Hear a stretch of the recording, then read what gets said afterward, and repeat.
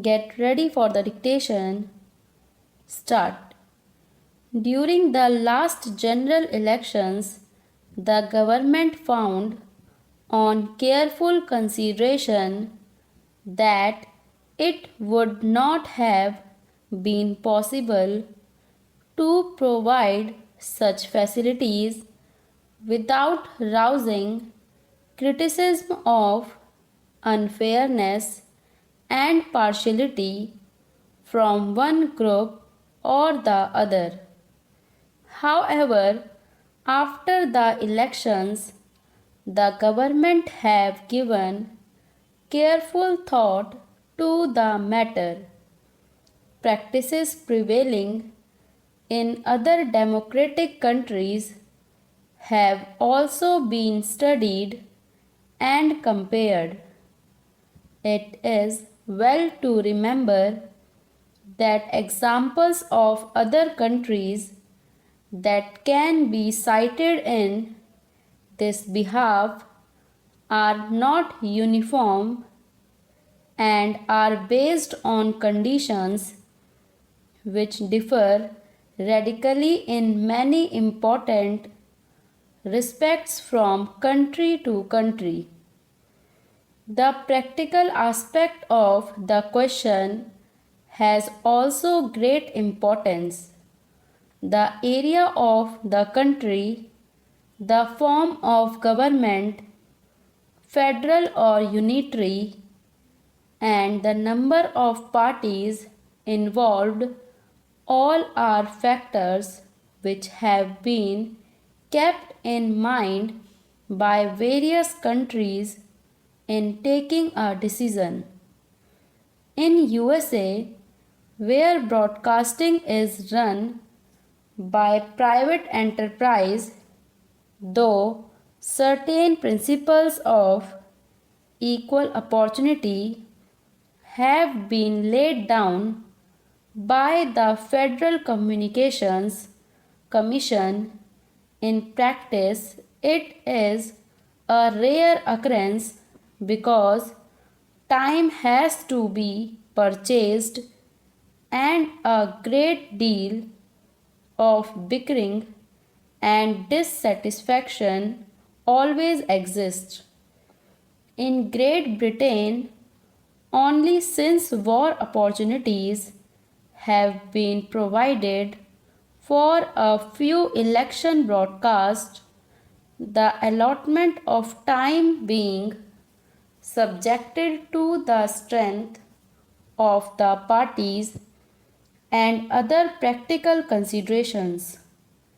In countries like Switzerland, no time is permitted for election purpose on the radio, while in France it is given, though the time allotted is extremely short, 5 minutes or less. It is clear from a study of foreign practices that each country has taken the conditions prevailing there and also the number of parties and other factors into consideration. The analogy of other countries, therefore, is of not much validity in coming to any conclusion as far as India is concerned. Taking into consideration the conditions prevailing in our country, the government feel that it would be extremely difficult, if not possible, to make satisfactory arrangements for giving such facilities to all political parties. Besides the points mentioned above, another important factor has to be considered. In other countries, for national broadcasting, only one language is used and that too only in national elections.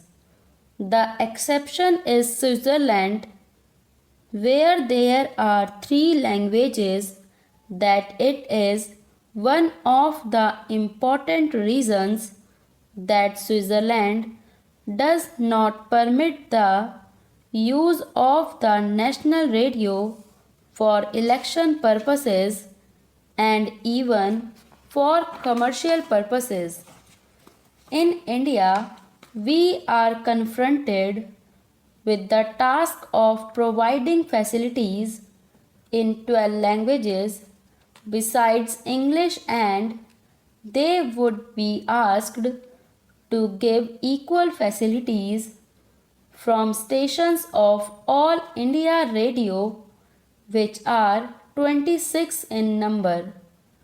Moreover, in working out any practical formula, it has to be remembered that the number of parties which will have to be provided with these facilities come to nearly 26. The apportionment of time between the various political parties and at different stations of the AIR would be a task of extreme difficulty and is bound to lead to criticism and partiality. The determination of the principle for purposes of allocation of time will also lead to much controversy. Language stations of regional centers of AIR might have to cater to a large number of parties and provide them with time for broadcast in at least 2 to 3 languages and sometimes more. Apportionment of time is made in different countries in different manners, some doing it on the number of votes polled, others on the number of candidates put up by parties. We feel that any such apportionment would result in recriminations and criticism of government. On the other hand, if all parties have to be provided with equal time, the normal activities of the AIR stations will have to be drastically curtailed during the election time. The proposal to provide broadcasting time in a fair and reasonable manner, therefore, seems almost insoluble in practice. In view of these practical considerations, government have come to the conclusion that it would not be possible to allow political parties generally to utilize the facilities of the radio for election purposes. However, government feel that an experiment permitting such utilization on a restricted scale might be tried. In order to see whether such facilities can be used for specific election purposes without taking a major part of the time of the radio and also without leading to a charge of discrimination or partiality, it has been decided that the four All India parties recognized by the Election Commission might be allowed the facility of supplying a summary of their election manifestos prepared by themselves, which will be broadcast by AIR subject to usual rules. Such summaries might not exceed 10 minutes and will be broadcast in English and in all the regional languages of the country.